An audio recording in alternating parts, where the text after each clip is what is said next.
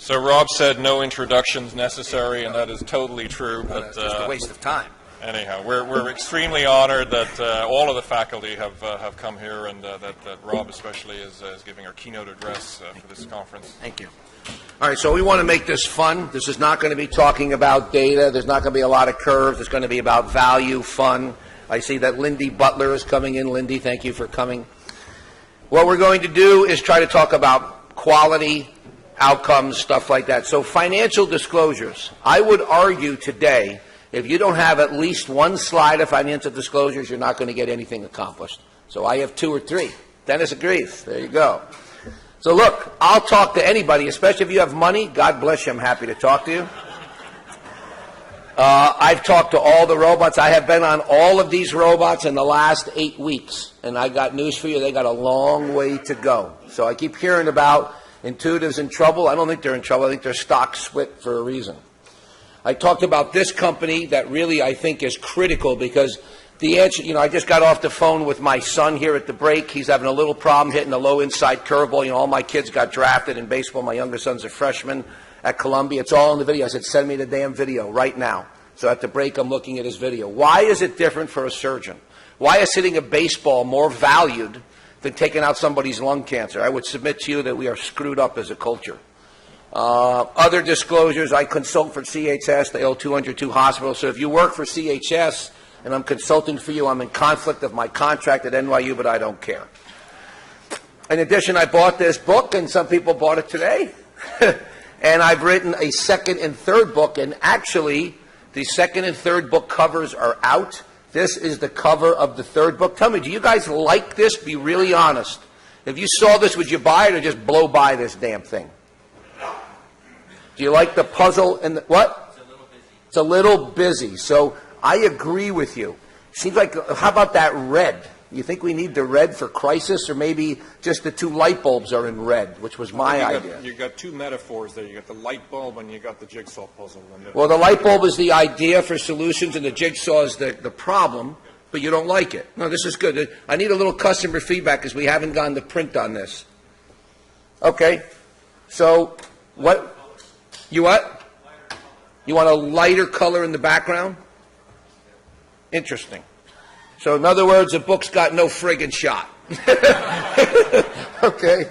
But look at this bottom part. The bottom part is really what I think is the key in your hospital.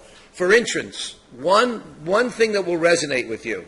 If your anesthesiologist gets paid per hour, and your nurse gets paid per hour, and you get paid for doing cases, do you really think that's going to lead to OR efficiency? Do you think that lack of alignment is the problem? It's the same thing in healthcare. So improving value via higher quality and lower cost, it's all about tying people's purse strings together.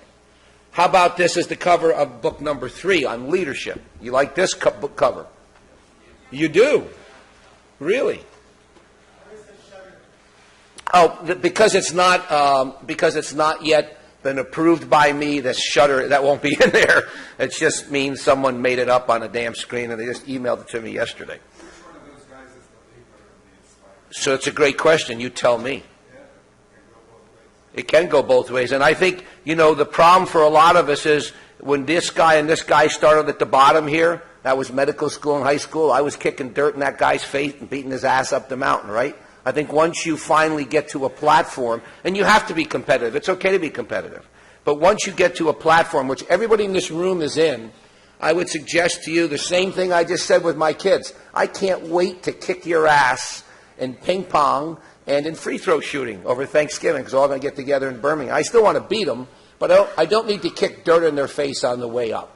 If I get up there, I can pull them up and try to make them better. So I'm not saying don't be competitive. I mean, I just took my temperature in the recovery room last week to prove I have a higher temperature than the resident. I mean, I want to beat them in anything. I get that. But I think you want to do it in a constructive way and in a fun way. So I want to start off with probably my most important message is we are honored and happy to come to our OR in any way. You can come. All you have to do is talk to, I think it's your Intuitive rep or a rep in the hospital about signing up for one of our InTouch. That allows you to watch us do an operation. You can watch us on your phone. You can watch us in a conference room. I've done this to Cardiff, England, in front of 100 people. I've done it to Italy in front of 200 people doing lobes, segments, esophagectomies. And here is my email, and here's my cell phone. A lot of you asked for that. I am honored. The greatest honor in the world for me is to have another surgeon come, because they actually teach me. We talk about stuff, and it just makes my day more fun than me just yelling at the poor resident.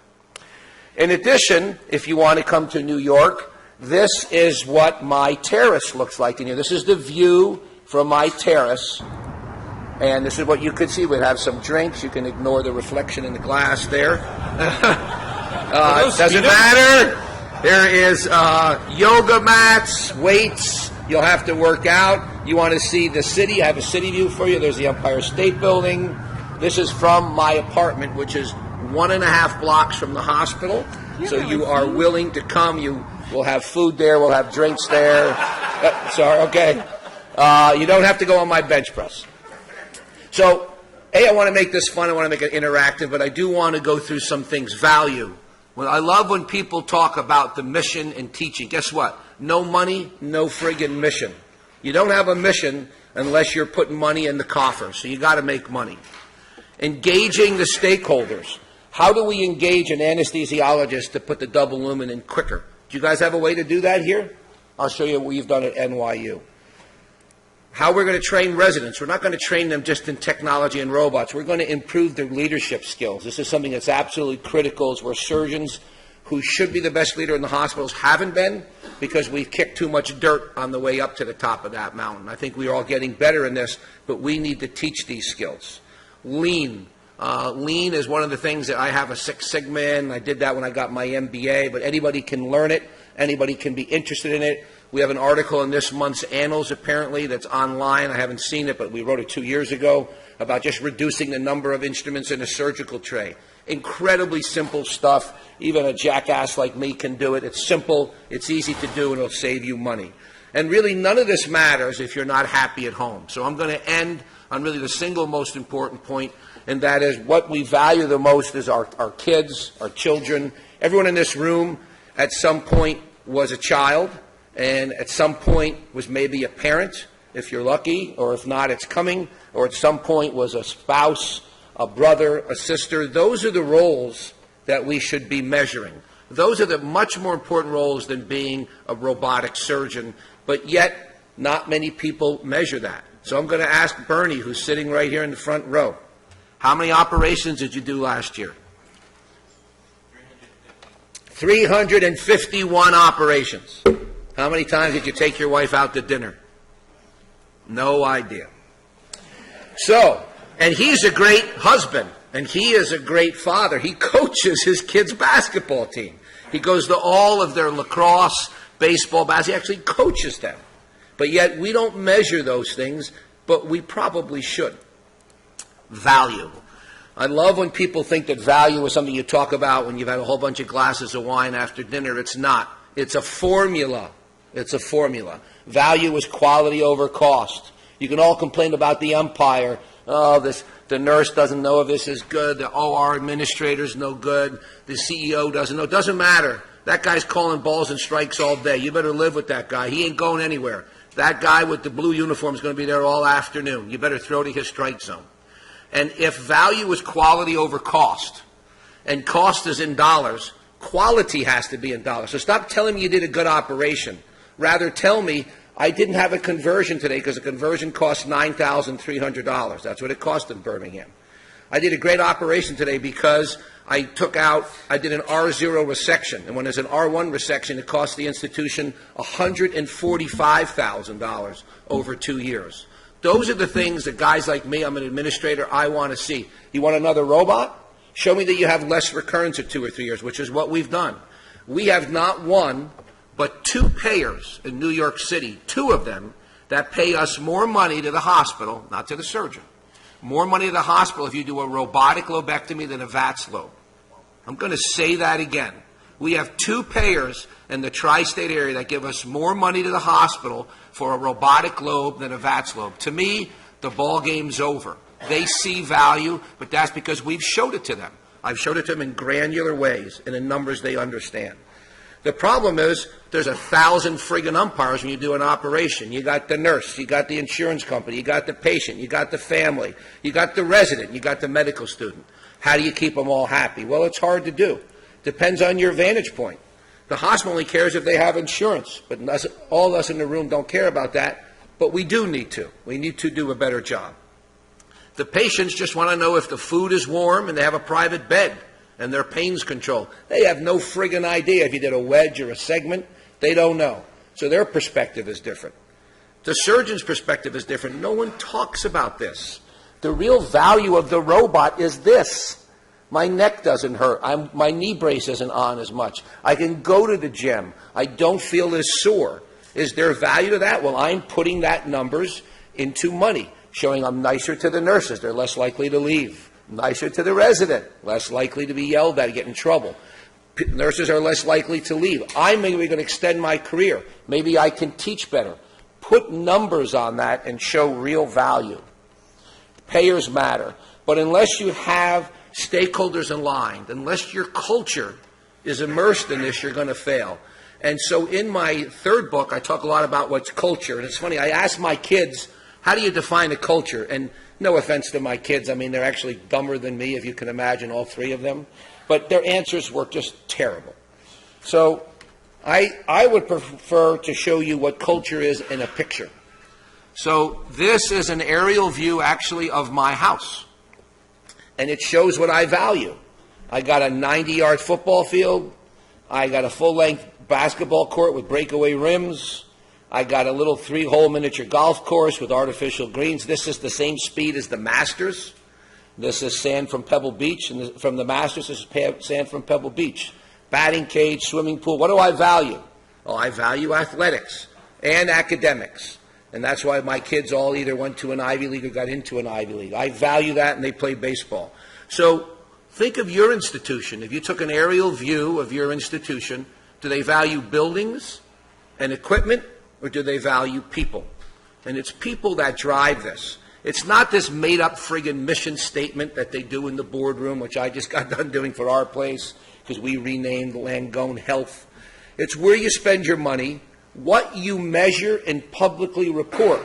When my kids got their report cards, I used to take literally a nail and put it in their forehead at dinner so their brothers could see. Public reported their grades. Anything that was not acceptable, they wore on their ass for a week. That's the culture we created in the house. That's what I valued. I didn't want to hear the test was no fair and the teacher was stupid. That umpire's there all year for them. It's the same thing in the hospital. If they're going to publicly report on-time starts, whatever the rule is, you better game the system to be number one in the on-time start. If the STS database is a 3-star thing, you better find out the rules and be a 3-star lobectomy surgeon. Don't make excuses about the umpire. Deliver results, just like you would for your patients. So, recently I was finishing up a case, and I thought it went great. Patient had insurance, good for the hospital. Operation went great, but I looked at the poor medical student, and there was not the usual mar of dust on that, a combatant. She really didn't even get to do very much of the skin. It was because it was a VIP, and I started thinking to myself, is that right? Did that medical student really have a good experience? Was this operation valuable to her? Because it was to every other stakeholder, but not her.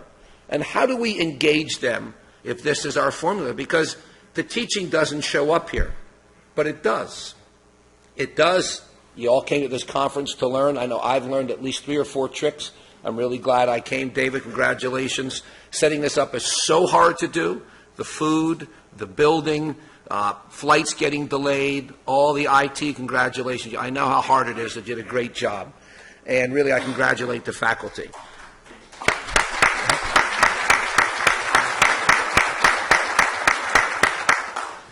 Now the question is, what's the value to it? Well, it's enormous, but are we going to measure it? Does your satisfaction survey measure it? No. It's how many patients are going to get better care because of what you taught them here today. And it's a lot, but we don't measure it. We need to find ways to measure it, to quantify the value. So we've done this. I'm not even going to show it, but we've done it for money. And now the next way we have to do it is this. We have to do it with this next part of the talk was about lean and efficiency. Because Work-life balance starts when the anesthesiologist is jerking around with a double luma tube, or you're jerking around putting someone's arm on an arm board, unless you can do it really fast, or positioning them. And if you don't time it, you're not going to get better. And if you don't measure and report it, you're not going to get better. So you can only get better at the things you measure. And so time is the single most important commodity to me as I get older. I'm realizing, many of you know my wife passed away 4 years ago. I wish I had that time back. My kids are out of the house. I loved them young. I love them now, maybe not quite as much, but I still love time with them. And I realize my wife's mother passed away yesterday during this conference at 11:30. She was 96, but she's in a better place with my wife. Time. Time is the single most important commodity, but we waste so much of it. We're in the OR 8 hours, and most of us are operating less than 50% of the time. That is not efficient. I'm not going to get too much into what I've done with the business intelligence team at UAB, or now I'm the head of this OR efficiency committee at NYU, but we got 1,000 projects going here because it is throughput that makes the difference. It is throughput. It's not just quickly doing an operation, because if they can't go to recovery because there's no beds, you're screwed. And if the recovery can't get up to the floor because people haven't been discharged by 9 a.m., you're screwed again. So the days of saying let's build more beds is ridiculous. We can't afford it. I invite you to engage your whole staff. We now have a project at NYU where every single physician has to have a project in throughput and prove it to us and write about it. It allows them to write. It's going to help the overall system. I haven't got this approved yet. This is my idea, but we got it at least for the department has approved it. I don't know if every physician will do it. And then you get this, and I'm proud to have gotten this 3-star rating at UAB quarter after quarter after quarter, year after year, including even over 3-year periods. But NYU didn't report to the SDS database the last 2 years. They stopped. They did for 9 years, and they didn't the last 2 years because the data coordinator got pregnant, got married, left. Like, that's the reason. Ridiculous. So we're back to reporting now. Again, it's about quantifying that formula in your favor. So if you want to buy another robot, just do a survey and show the surgeon's comfort level of a robotic case for a VATS. Ask the nurse if he's nicer or not. If he's not, you throw that survey out. If they say yes, you keep it. You set up the game to win in an honest way, but to show value for what you have. The umpire is going to be there all day long. The STS database ain't going anywhere. They may tweak it. We may get better at risk factors, but it's going to be there. Don't come back to the dugout and tell me you took strike 3 and it wasn't a strike, Matthew Cerfolio, because I said, oh, it wasn't? Because your ass is sitting on the bench and that guy in blue said it was a strike. And that's the STS database. That's your patient who just sent a survey and that said, I didn't have a good experience with Dr. Cerfolio at NYU because I never made it out of the recovery room, which has now happened to 30% of my patients. Never happened at UAB in 18,000 cases. I've only done 110 operations at New York, and 27% go home on post-op day 1, haven't made it out of the recovery room. They spend the night there. So I'm fixing the recovery room up. I got a couch, a chair, I got a little better curtains, and I'm going to have a couple areas for our patients. I'm not going to tolerate the patient having a bad experience after what I think is a good operation. Own it. Don't worry about it like I've heard the surgeons at NYU do for literally 8 years. Just go out and get a couch, a couple chairs, and little carpet there. Now all of a sudden that becomes a floor bed even though it's in the recovery room. It's not complicated. We have to find ways to think out of the box. And then when surgeons get their data, what did I hear? Oh, no, that data's wrong. Oh, no, my patients are older. No, my patients are much sicker. These metrics don't apply to me. Or the best one I heard from a neurosurgeon at UAB is, I only do complicated surgery. And I'm like, no, bro, actually you only do surgery with complications. Sad but true. That was the discussion we had. Or we get this. How many people here get their OR utilization chart from everybody's hands, right? OR utilization. What does it reward? The slowest surgeon who loses the most blood. Why in God's name would I want to reward that knucklehead when that's not the metric to measure? Yet every hospital I've consulted for does this.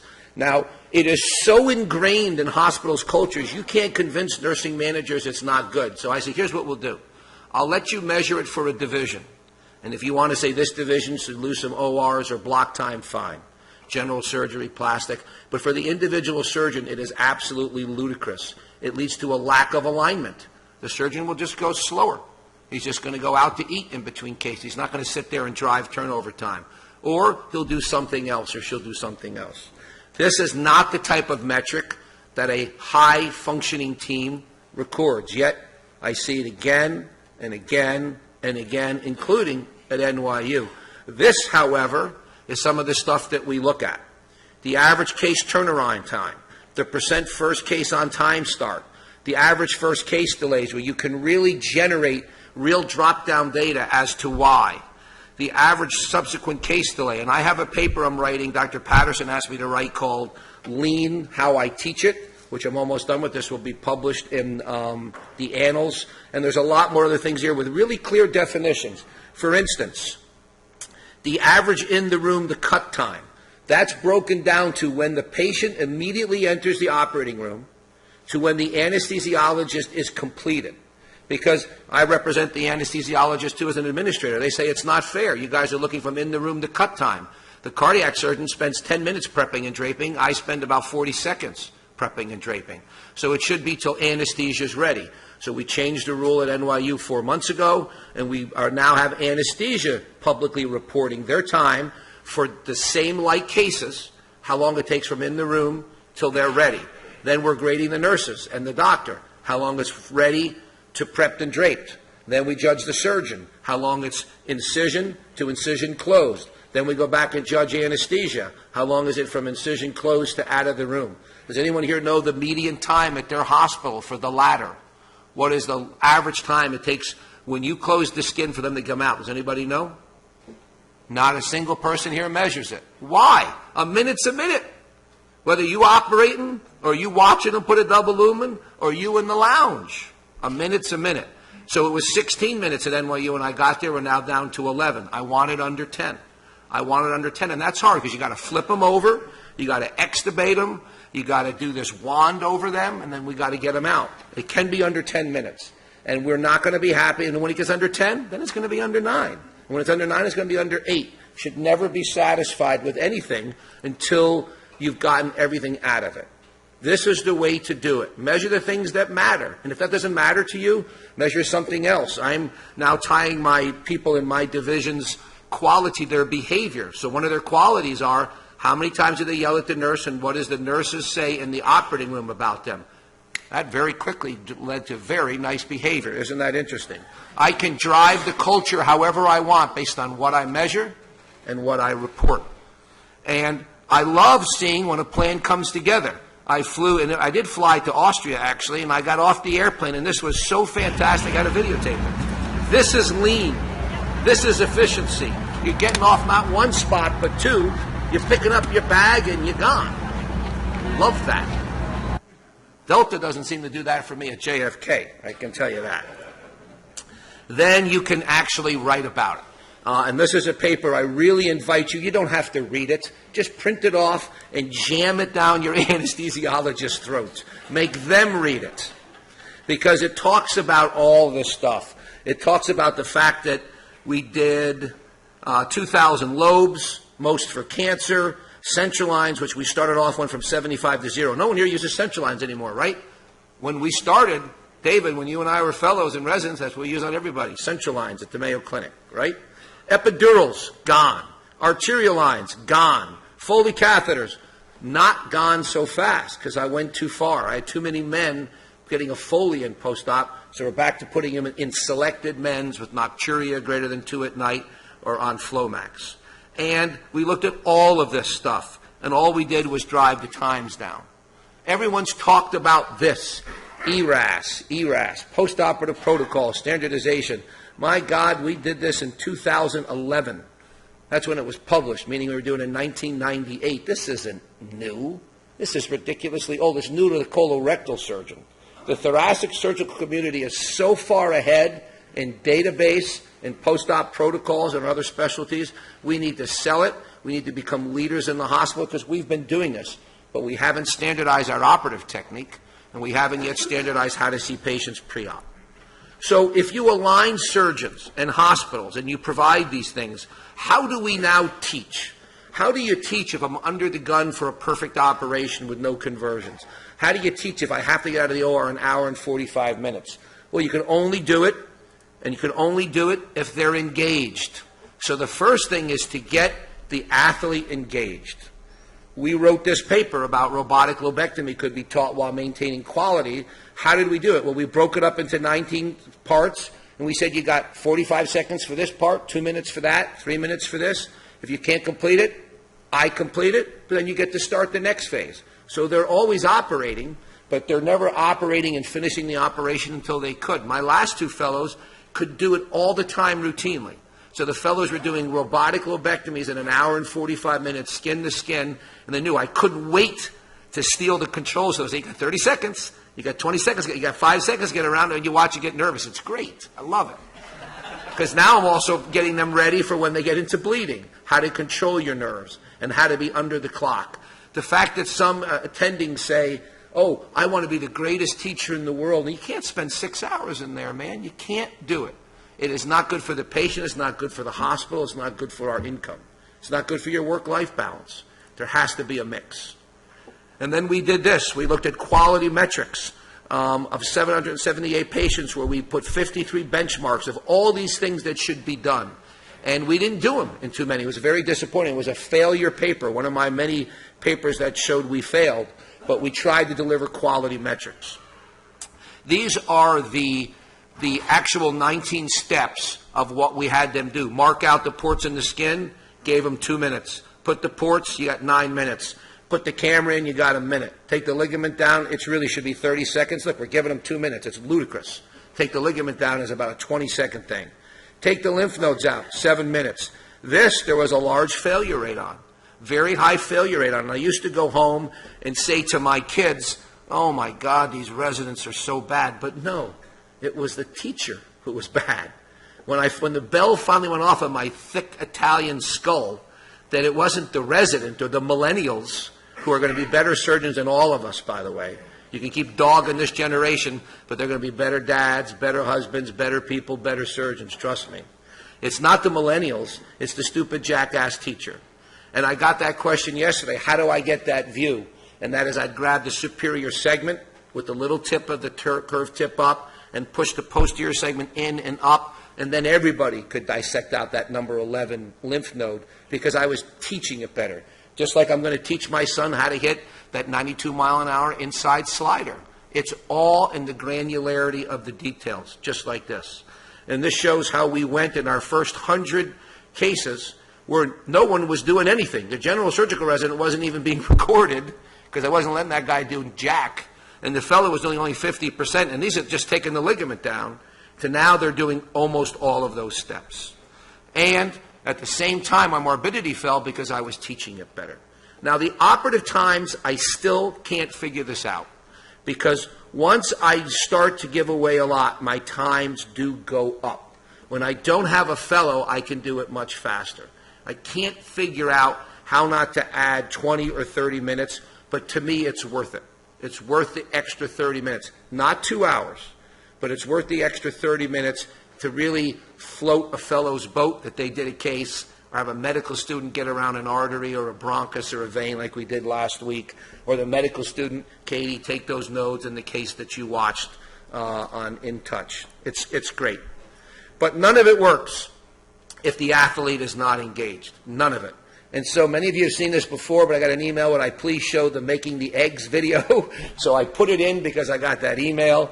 This is an athlete who is not engaged in a process. This is my youngest knucklehead son making eggs on a Sunday morning.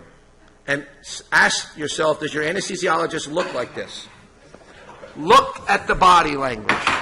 I'm like, bro, you just got the orange juice out. You got to go back to the refrigerator and get the milk. You couldn't get them out at the same time. You slept well? How you doing? Good. How'd you sleep? Fine. Is this your anesthesiologist or nurse? Now he's gone into the tray twice. Could you bring the double lumen in and the suction? Do I go back to the pod to get the double lumen? Did we prepare for this operation today?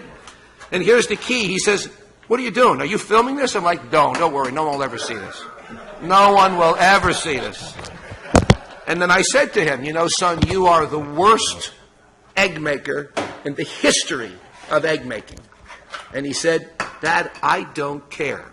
That's the key sentence. If the anesthesiologist and nurse don't care, if we're not publicly reporting their time and giving them bonuses for being in first, second, or third, they won't care. So what do we do at institutions? We send people to get a coach. We send them to leadership. We have them get engaged in bullcrap. You don't need initials. All you need to do is show them there's something, it's worth something. Here's the same kid on the same day hitting in my batting cage in the backyard. Good hit. Same kid. First of all, it was 100 degrees. He was wearing a hat in the first video. Who knows why? Here he is out in shorts, at least a little more appropriately dressed. He's totally into this. Why? He got into Harvard, Princeton, Columbia, Yale, because he could hit. He ain't smart, but he can hit a baseball. So he got into great schools. It matters. He knows that women really like guys that can hit home runs lefty and righty. There's value in that. So he's engaged in this process. It's not the fact we sent him to get a degree or got a coach. All we did was explain to him why it matters and why he needs to get better. And he is a freshman now at Columbia, and I hope he starts. They have not had a freshman start at Columbia in a long time. Right now he's got a good shot for second base. He's not going to start at short because the other guy's much better. My older son went to Yale, same thing. It's about coaching. And here's the problem. I taught him this slider. That's his best pitch. Look at his fingers. His first day at Yale, I told him, I want that index finger on the lower half of the ball so the outer seam's on the outer half of your index. That is the best way to throw a two-seam slider, right? First day at Yale, the guy goes, oh, your fingers are wrong. We're going to move. I'm like, bro, really? He got drafted? The reason you sent him is because he's so good, you're going to change him? Do we do that with the resident? Do we tell them, put your fingers in the hole? Why are your fingers in the hole? Get your fingers out of the hole. Palm the instrument. Don't palm the instrument. Why are you holding your fingers here? Move your fingers back. They go into each OR, and they hear different styles, different cultures, different language, different words. It leads to a lack of commitment. The residents get confused. How many of you guys tell the residents to put their fingers in the holes of the needle driver? You tell them? No? You told them to palm it. You don't care. You don't go either way. I think it should be that sometimes you do and sometimes you don't. And in a robot, do you have your middle finger in your thumb or your index finger in your thumb? What do you use? Index. Middle. You use middle because you use the other one to clutch. Middle. There it is. Variety. There's nothing wrong with that. As Bernie has said, and Dr. Parks made a great point, it's good to have variety, but we should know the pluses and minuses and teach it all. How do you engage teams? Well, this is my team at UAB. They know I was into time, so we went to this breakout. We would do this maybe every couple of quarters. At NYU, I've had all the nurses over to my apartment just to tell them we value them. There was a nurse there who said, I've been here 21 years. This is the first time I've been to an attending doctor's home. 21 years. That's incredible to me. How can you engage people you work with if you don't show them you care about them or you care about their life and who they are? I'm disappointed with this 53-minute time. It took us that long to break out, but we found Mona Lisa. No thanks to me, and actually the lady helped us, and I think we cheated, to be honest. Well, because we weren't going to get there, she said, you could do this, and like this voice came over the microphone. I'm like, oh, come on, she's cheating for it. Simulation, we've talked about today, I'll skip it. Getting out of your silo. All of us work 12 hours a day. It's so hard to travel and to go see things, but every time I go somewhere, I learn something. We have got to get out of our silos, and even out of thoracic surgical silos. You're welcome to come into my OR anytime, but we need to go into other people's OR and see how they do things. We can regiment where we put the ports. We can figure out how we train and credential. We're doing this pretty well, but it all comes down to this. It's all culture. It's all engagement and culture. And I tell my kids this, I said, listen, I'm 5'1", I'm not smart, I'm not good looking, I'm your dad. Sorry, can't change it. Totally screwed. You're going to have to work harder than the next guy. You're going to have to be a little bit more because God only gave you so much. And so I do believe that culture that you create in the operating room at home can make incredible outcomes for your patient. I really believe that, but we don't measure how we do it. And I think once you do, and these are my last few slides, people will come. You know, these are where I've been very blessed to have visitors come from to watch us operate from all over the world. And half the time, maybe more, I actually learn more from them than they do from me, because we exchange ideas, and then we form friendships. And it's really the friendships is the only thing that you're going to take to your grave. The money, the paper, every paper I've written is going to be obsolete. Everyone I operate on is going to be dead, even the pediatric patients. It's really the friendships and the people you've mentored that matter. And these are the things that we should be tracking. These are the results. How many times do you have dinner with your family? I love to work out. I got to have a cardio and workout at least 5 times a week. Weekend away with my family. We do very poorly here. Saw my parents. My dad's 92. My mom's 86. My father doesn't have much time left. I got to see him more frequently.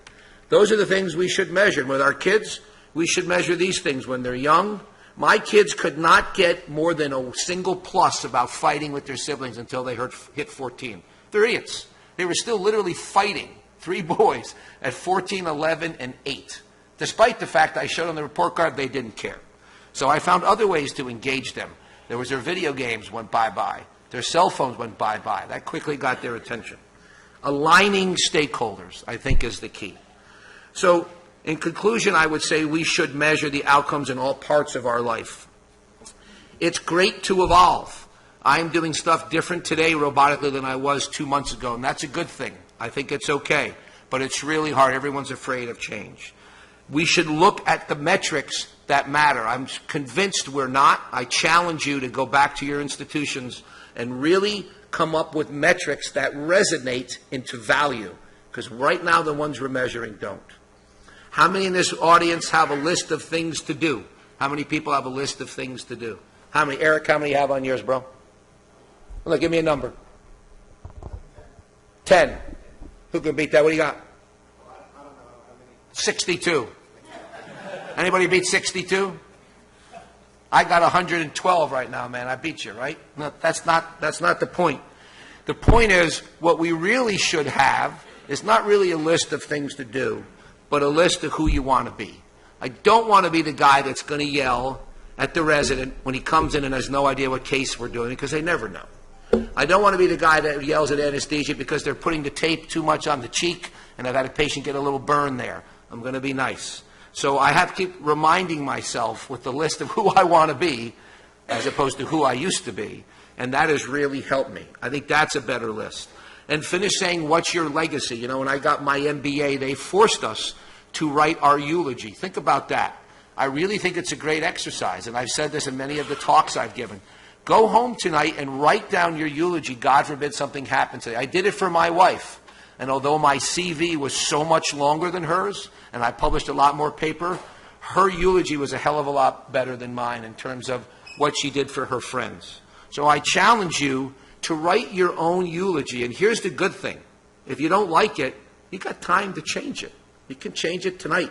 You can pick up the phone and call a high school friend you haven't talked to in 20 years. You can pick up a phone who's maybe having a problem with a kid or a family member or someone who's ill and say, hey, how you doing? I was just thinking about you. That actually goes an incredible long way. And I know we're busy, but we can do it. I think if we look at important aspects and measure them, and we honestly track and evaluate them, we will make more money than ever, our patients will do better, and most importantly, we will be happy with a good work-life balance. I want to thank you for the honor of the keynote, and David for inviting me. Thank you.